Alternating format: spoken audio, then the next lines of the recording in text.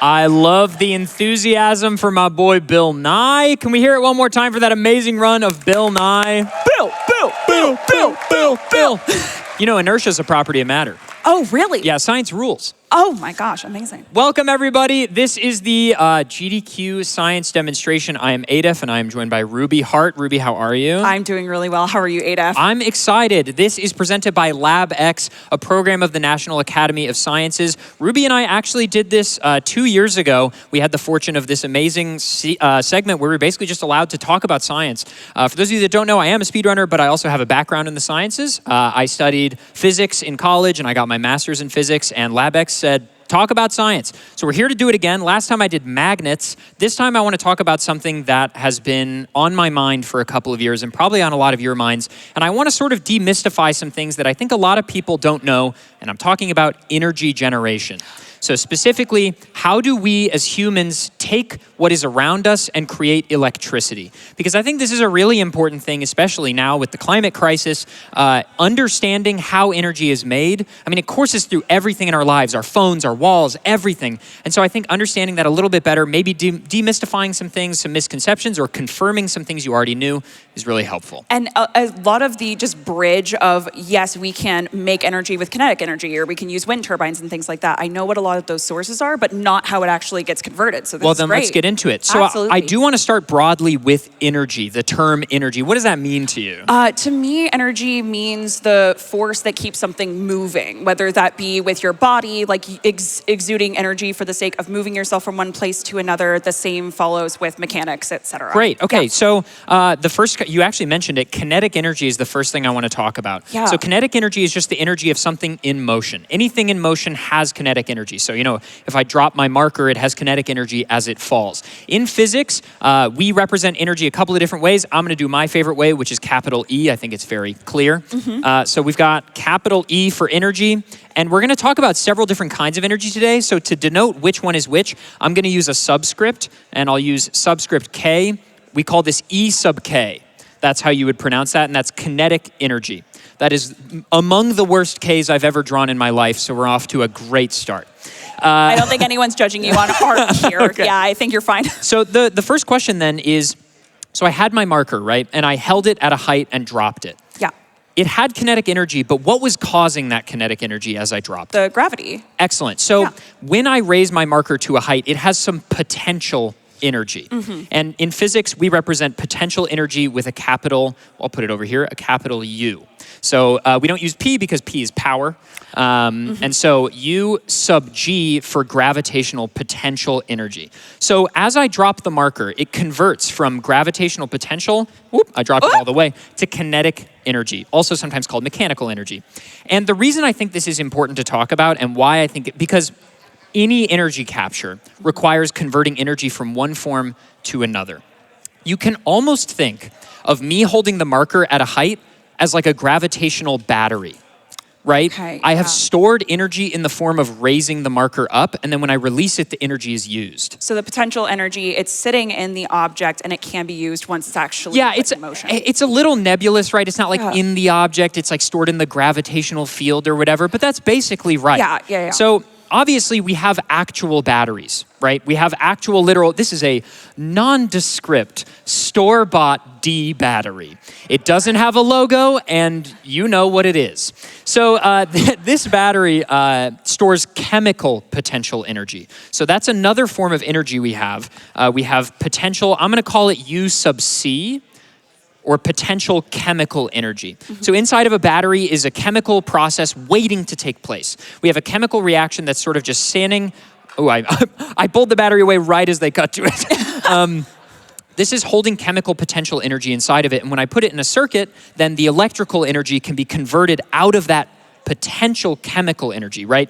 So then we've got E, and we'll call it E sub E, electrical energy. So far we have kinetic energy, gravitational potential, chemical potential, and electrical energy, right? So those are the things we're broadly going to be talking about today. And imagine something like this. Yeah. Instead of dropping my marker, I put my battery in a small electric toy car. So the battery has chemical potential. when I put it in the toy car and turn it on, that's converted into electrical energy. Then that electrical energy goes through the circuit in the car and turns the wheels. That's kinetic energy. So now I've done sort of a two-step process where I have started here, I've converted to this, and then that converts to this. This is how energy transfer works. Obviously, we're not talking about the nitty-gritty, the actual physical process. Yeah, there's a lot more to it than that, but this is kind of the overview. Exactly. Yeah. I hope that sort of gives us a baseline where we can talk about, okay, now how do we do this in the real world? The first important thing to note is that there's a field of study in physics called thermodynamics, and the first law of thermodynamics dictates, well, actually, audience, does anybody know the first law of thermodynamics? Almost in unison, like 25 people just said energy cannot be created nor destroyed. Let's get a round of applause for the audience. Excellent. Okay, so energy can't be created or destroyed. It has to come from somewhere. Okay, so imagine, and I'm gonna introduce one more form of energy, I realize. Great. I have a rubber band, right? And imagine I stretch the rubber band. I have imparted, you could call it kinetic potential energy, but we do have a word for this. This is elastic potential energy. Okay. And obviously it's based on the material properties of the rubber band, right? It is a rubber band or a slingshot or something like that would carry this property. Exactly. Absolutely. Okay. Even your elbow has like elastic potential, right? Okay, yeah. So the rubber band has elastic potential energy, and when I release it, it converts into kinetic energy, right? As it moves through the room. But what moved the rubber band? You. Me, my fingers, right? Where did that energy come from? Okay, so I imparted kinetic energy, which I converted into the elastic potential of the rubber band. But I had to move my fingers, which required me to use the energy in my cells, which was some kind of chemical potential or electrical potential energy. Well, where did that come from? Well, I ate food this afternoon. Let's say I had... That's the fuel. Exactly. Yeah. I had a salad, and that salad, that food had chemical potential inside of it. Okay, well, where did that come from? Well, the plants were in the ground, and the sunlight caused photosynthesis, and we converted that nuclear energy from the sun into the chemical potential energy. So I just want to paint this picture that like everything has a path. There's almost like a genesis for every single bit of energy. You could even follow the sun back to the Big Bang. Everything comes from something. So the first thing I want to talk about is a very shoddy little circuit that I made.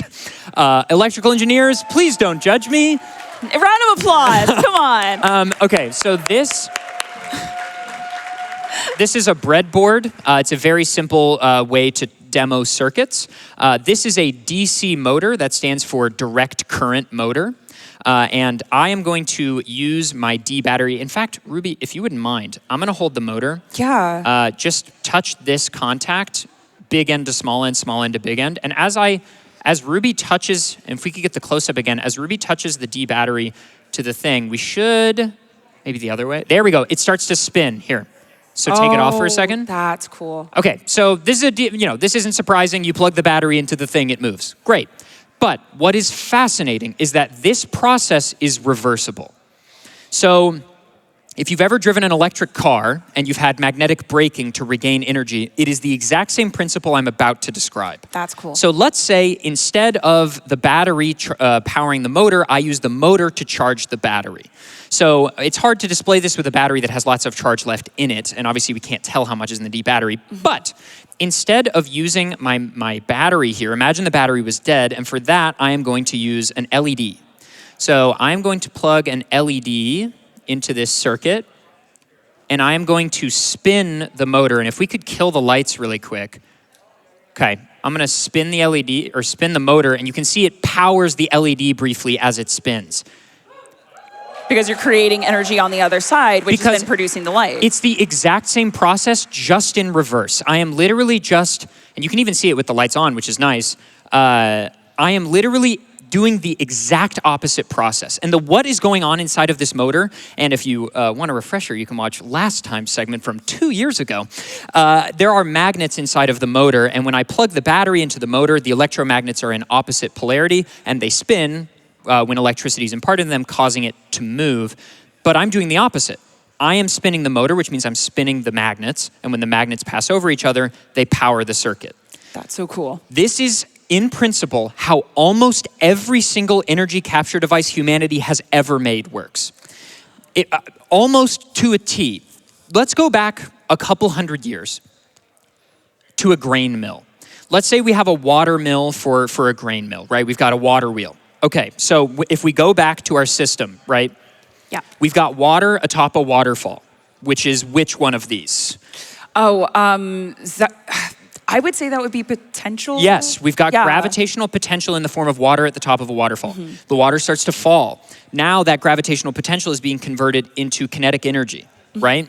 And because the water is constantly moving. Exactly. Yeah, then the water courses down the river. It's moving very fast. Water is very dense. It's very massive. And so, hundreds of thousands of gallons of water moving through the river, and they turn a water wheel. That water wheel now has kinetic energy from the water.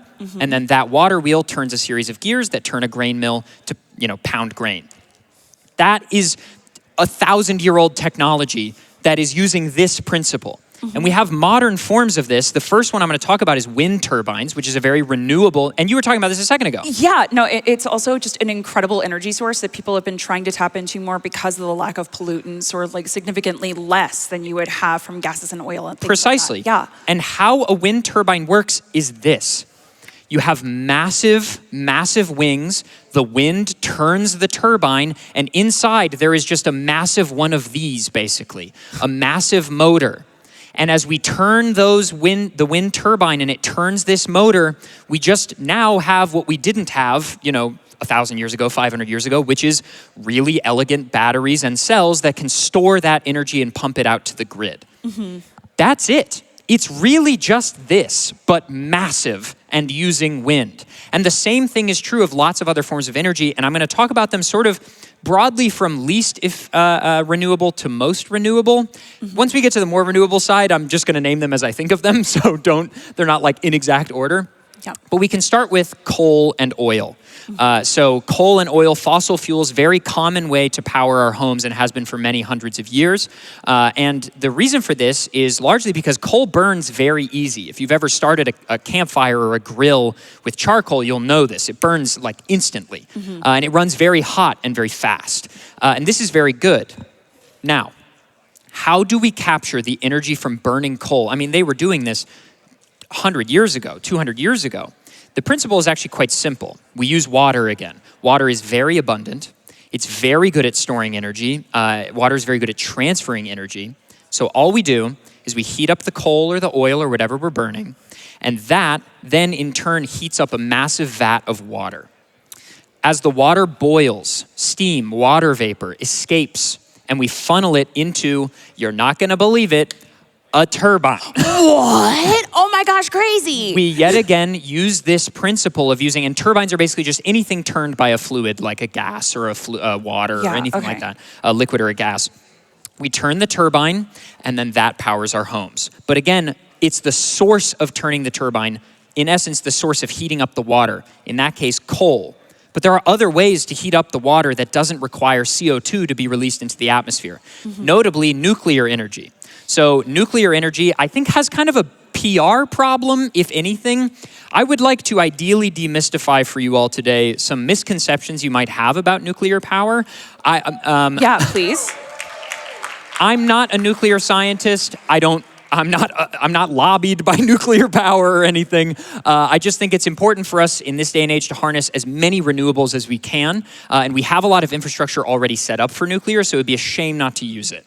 So nuclear energy works via a principle called fission. Do you know anything about nuclear fission? I heard about this in school, but it's one of those, my memory is awful and it's been years, so I don't remember much. So in principle, to be very simple, we're just splitting an atom, which it's very hard to do that. Oh, and fusion is the bringing together of yes, exactly. So fission is got it. An easy way to think about it is that generally speaking, stars like our sun perform nuclear fusion, where atoms are fused together to create higher order atoms, whereas fission is splitting an atom. So this is unfortunately how nuclear bombs work, but also how we can power our homes with nuclear power plants. Okay. So nuclear fission, you're not gonna believe this, we use it because it's really hot, it releases a lot of heat, and we boil water. What? So wild. Those massive cooling towers, right? There is water there. We use the nuclear reaction to boil water. The water vapor, again, turns a turbine, which powers your home. That's it. We are just heating the water in creative ways. Yeah. So nuclear energy really, to oversimplify, only has two major byproducts. water vapor, which is already a byproduct out of coal-fired power plants. If you ever see a nuclear cooling tower, that gas you see coming out, the pillow of white smoke, that is water vapor. So it is technically a greenhouse gas, but it's far less polluting than, say, carbon dioxide. Yeah, absolutely. So water vapor and nuclear waste. I want to demystify for you, nuclear waste, obviously scary. It is a very dangerous substance. But we, in the 4 or 5 decades we've been researching this, more than that actually, nearly 100 years now, we've gotten very good at capturing and storing nuclear waste in very safe ways.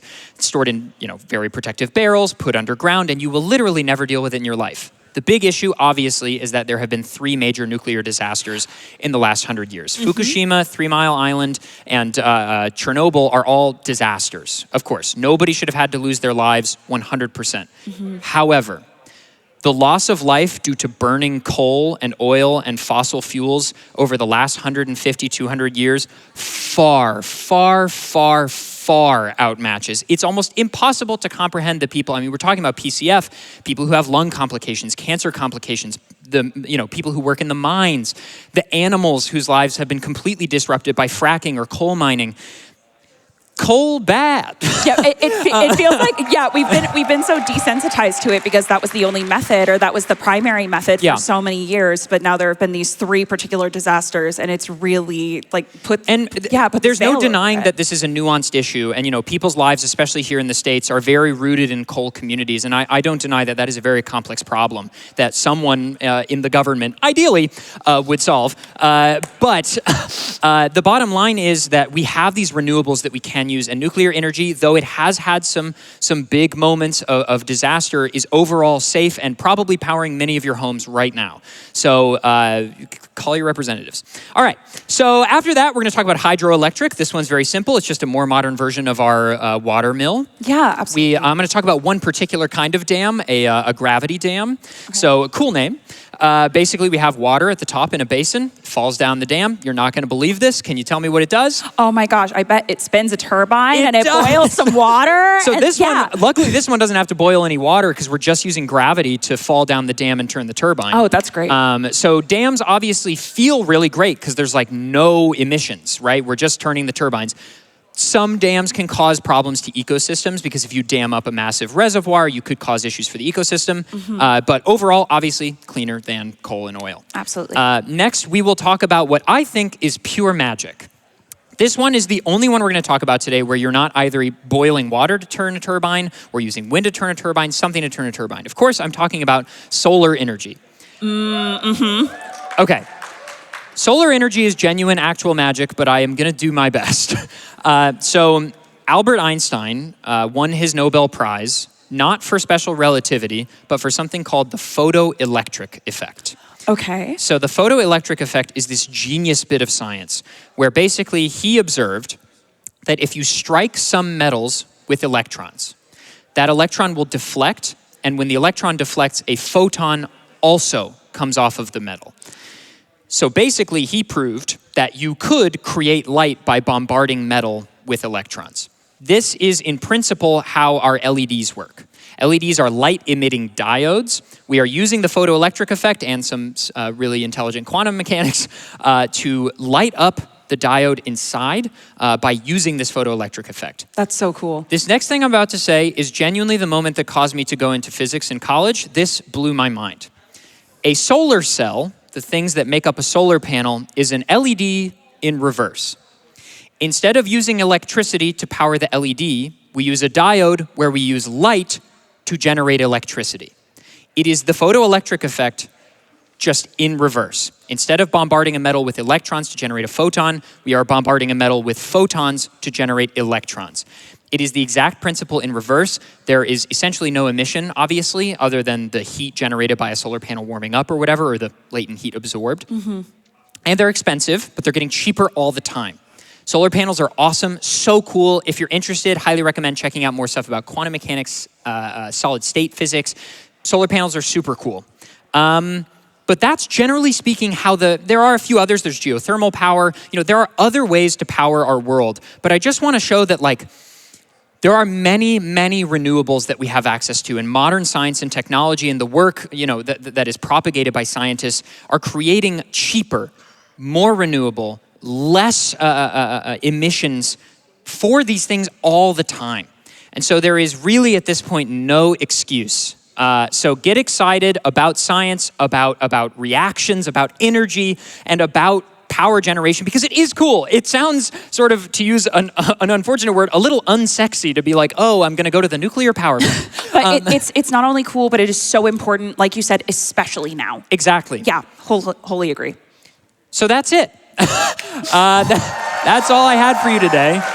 Again, I want to thank LabX, a program of the National Academy of Sciences. They would like me to tell you that Bloomfall is a tabletop role-playing game centered around plants and includes a unique mechanic where you, as a player, get to do a solo adventure in between campaign sessions. LabX is hoping to launch Bloomfall this year, and until then, the quick start is freely available online for players to try an early version of the game at labx.org/Bloomfall. I can't thank LabX enough for sponsoring not just this, but this entire block of games on the AGDQ schedule. Thank you. Can we get a round of applause for LabX, please?